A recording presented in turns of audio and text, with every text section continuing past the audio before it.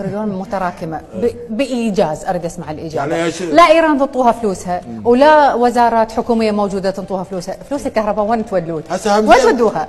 تريليونات الكهرباء وين تروح؟ عافيه عليك.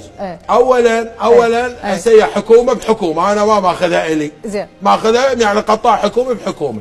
ثانيا قبالة انه وزاره النفط تطلبني، انا بس ببغداد اطلب الدوائر الحكوميه 883 مليار بس في بغداد، قيمه طاقه مجهزه، هاي اثنين.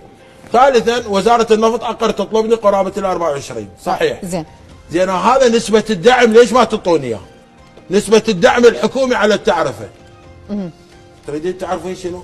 انت هذا قلم يصنع ب 100. زين. وانت الدوله طيتيني فلوس صناعه القلم.